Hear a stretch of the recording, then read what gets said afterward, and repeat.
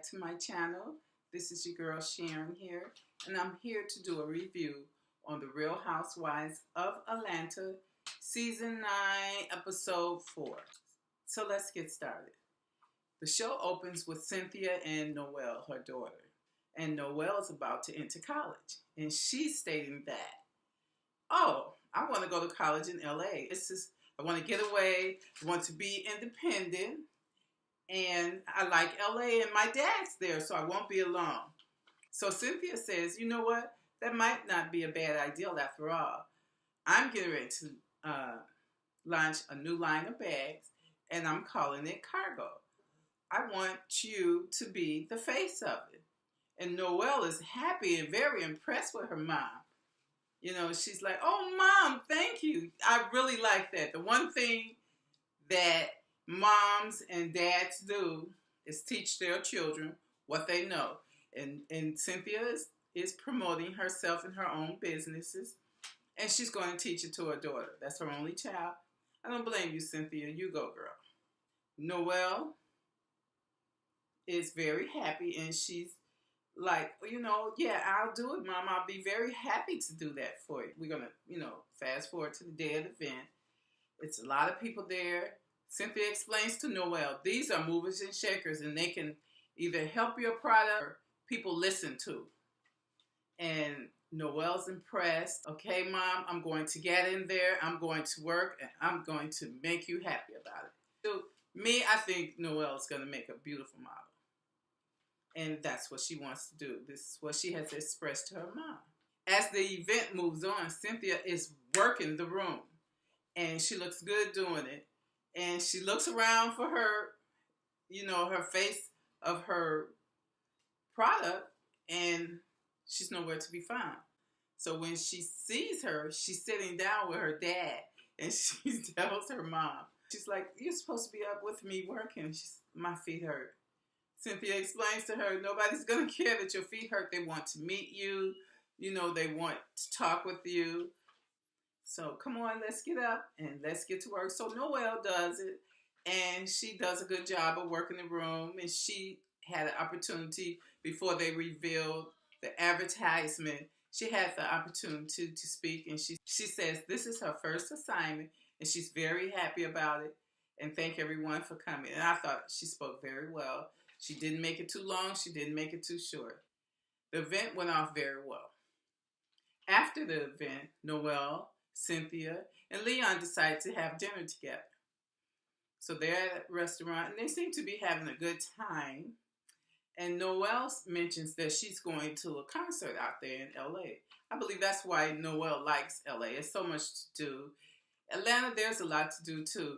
But maybe she just, looking for that change of pace. A lot of times you just need a change of pace. And little does Noelle know, your mom is coming right with you. So you're going to have to change. But it might be a little bit smaller than what you thought. Because Cynthia's going to follow her only child there.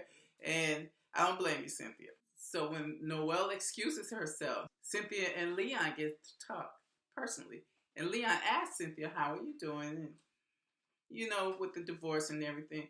And she explains to him, I still love him, but I just don't want to be married to him anymore. I don't want to have to deal with all these. So Cynthia explains to him how sad she is that her marriage is ending.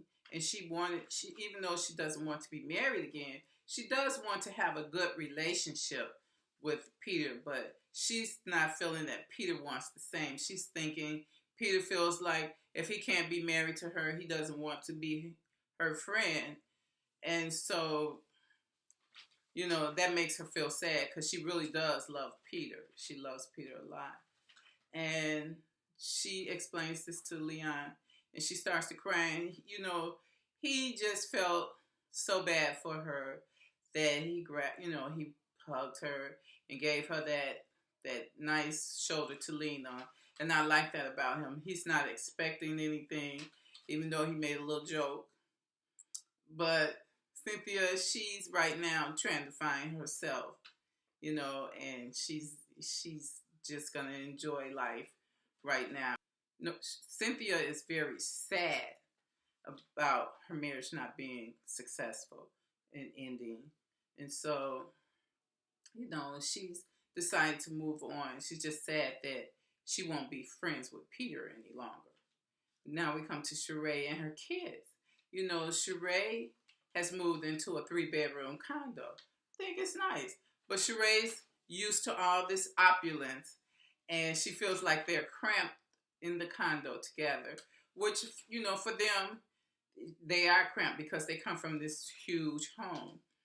She's going to give herself and her kids back everything that was taken from them. Bob was court ordered to pay that mortgage, and he refused to. But what I don't understand is why Sheree, maybe she didn't have the money, but a lot of lawyers, they work pro bono until the case is settled if they think you have a chance.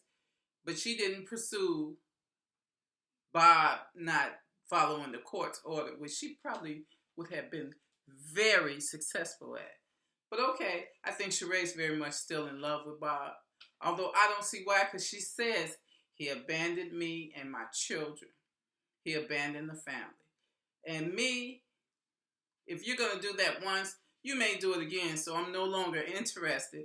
But Sheree seems to still be in love with Bob, so you know how that love thing goes. So Sheree and Bob decide to have dinner together a little later. And Bob takes her to a vegan restaurant. Oh, let me go back. So one thing I wish Sheree would do is cook for those kids. Because Sheree bought food, and her son was asking her, can he have some of the food? And it was in a greasy bag. Sheree, you're at home now. Some of the time, maybe not all of the time. Cook for the kids, okay? Don't nobody want to eat greasy bag food every day. Maybe for your next husband, you'll cook him some of those down-home Southern meals.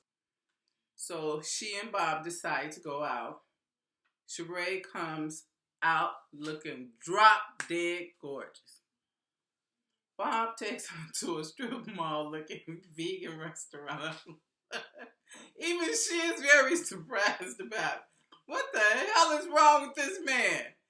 Doesn't he know he has a good thing? Now, he wants to get back with her. Let me tell you, this is not a way to impress a woman. He has on casual clothes, and he's talking about a chicken restaurant down the street.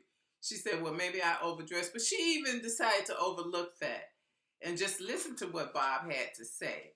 And he was talking about, maybe they can, grow their relationship.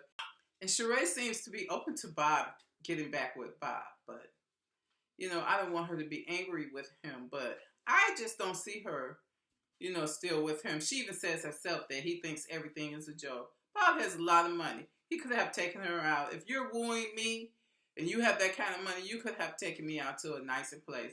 But maybe this is what she loves about him, that surprise element that she's going to get every time. Phaedra and Kenya are at a restaurant. I guess they're having lunch. And I'm like, what the hell? When they get together? Is this some new stuff? This some new it. Okay. And Kenya brings up Portia and anger management. And Phaedra says, she's working on herself. And she kind of, suggested maybe you could work on yourself. But she didn't say it like that. But I read that between the lines. Kenya's always trying to crack on somebody. But that's Kenya. Phaedra tells Kenya about this charity event she wants to have. And she wants all the girls to participate. And it's for the children of the Flint, Michigan water disaster. They had been feeding those children or the people of Flint this water that was contaminated. And they had to have all their water bottled, flown in, because the water that was the city was supposed to protect and provide for the residents was contaminated. It was not drinkable. So she wants to have this pop-up charity or pop-up event where she has the girls come and they do whatever they do. Like Kenya has a product line, a skincare line. And Kenya says she's really happy that Phaedra invited her and she would be happy to go. But she don't know how she's going to get along with Portia. And like I said, Phaedra seems to think that Portia is working on herself. So she doesn't foresee any problems. This is going to be for a charity. Certainly you grown women can get along for a charity. So we shall see. Later on, she invites all the girls to a laser tag event. And they all show up. Everyone's there. Everyone's wondering what is going on. But they start talking. Kenya's the last one to come. And they start talking. And so Phaedra said, okay, can we all get along? Nobody's gunning for anyone, are you? And Sheree said, that's bull. When Kenya gets here, I'm going to pop a couple of caps in her ass. And I'm like, okay, Sheree, that's not like you. She, feels some kind of way about this thing going back and forth with her and Kenya about these houses, which I don't understand because they both have beautiful houses. I don't think anyone out there would say, one outdid the other. You two women who are both single did an excellent job. So I don't understand the rivalry. It seems like, one should support the other, or they both should support each other. But anyway, the laser tag game begins, and Kenya seems to think that every time she turns around, Sheree is there, looking at her, popping this laser at her. And maybe she is, because she did say she was going to bust a cap in her ass. They all seem to have had a great time. And after it's over with, Phaedra decides to sit them down and talk about the charity and give them all the information and see if they would be interested in coming to the charity. And as she's explaining the charity, she's explaining what each person can do. She's going to have, the new girl has a shop, so maybe sell some clothes. Kenya with the hair, the products. Portia with the hair. She has a hairline. And then she gets to Sheree, and she said, Sheree, you can sell t-shirts. Sheree is selling these "Who Gon' Check Me Boo" t-shirts. But, Kenya seems to think that, that's all she's been dependent on. I don't care what she's been dependent on. Those t-shirts, if those t-shirts are the results of how beautiful that house is, the house is beautiful. So if those t-shirts helped her finish this house, then hey, she did it. Sheree and Kenya manages to get into it about the houses again. This is after all the girls talk and decide what they're going to do for the charity. And everyone seems to be in. Phaedra is throwing this for the children of Flint. And then Sheree and Kenya gets into it again about these houses.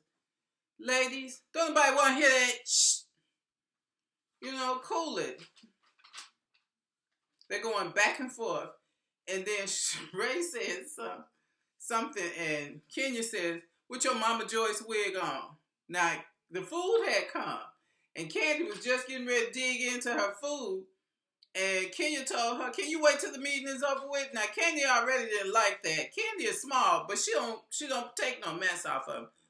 Then Kenya throws an unnecessary dig, saying that Sheree had on the wig, a Mama Joyce type wig.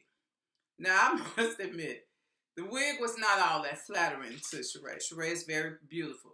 She can wear anything, but this thing was cut too short. It was something about the colored wig that just wasn't appealing on Sheree. But, people wear wigs that are not appealing to them.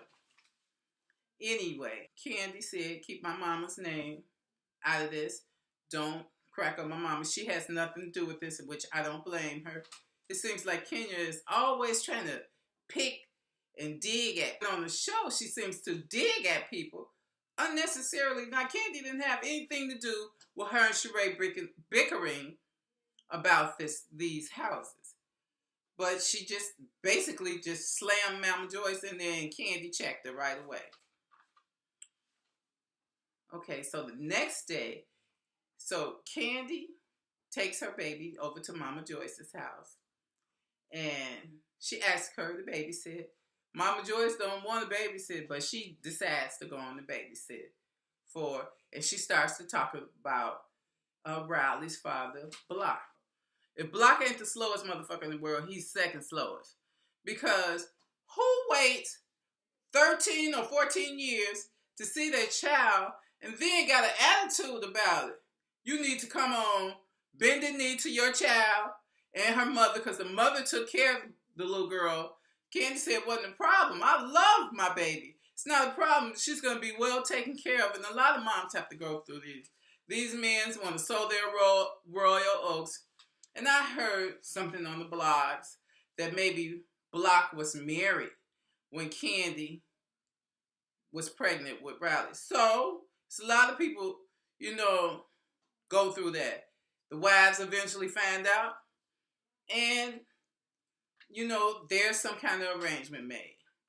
You know, he stepped outside of his marriage. You have to take your responsibility of a child was born. But okay, not my business. So Candy is telling her mom what Block is saying. And Mama Joyce seems to think that it's all about money. Well, tell me he owed $50,000 and blah, blah, blah. And Candy's like, no, you know, he does owe this money, but that's not what I'm concerned about. What I'm concerned about is Riley and Riley's heart. Riley's reached out to him before, and he hasn't reached back, so according to Candy. So, you know, Riley's 14 years old. They're very impressionable at this age. If I were Candy, I would tread lightly. I would make sure that Riley's okay if there is a meeting, and let Block know, okay, none of this should touch or hurt my baby. It should benefit her. If you really want to have a relationship with her, you know, act like it. So Candy so Mama Joyce babysits. And because Mama Joyce babysits, the next day Candy takes Mama Joyce out to get her nails done. And during that time, they talk about Block again. And right when they're talking about him, the phone rings and it's him. And he has the nastiest attitude. He's saying something like, I'm not going to chase you I'm not going to kiss your butt, or you or Riley's butt. And I'm like, Candy, you should be. You should be, because I did your job and my job. Why do you want to have a relationship with her now? You know, answer me that. Because I think it's relevant. Why now? You know, even though I think Riley would benefit from knowing her dad. However he is, if he's the person who's very abrasive, or he changes and try to be more, you know, loving towards Riley, I think she does benefit from learning, you know, about him, or seeing him and learning him. So he don't want Mama Joyce to get with him, because she gonna always bring up that money. There's that $50,000 going. He tell him, do you want your license? I was like, okay, Mom. You know, it's a little late for that, but I guess that's what's going on. And that's it.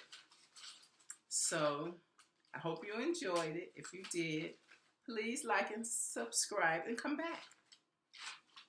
Thanks for watching.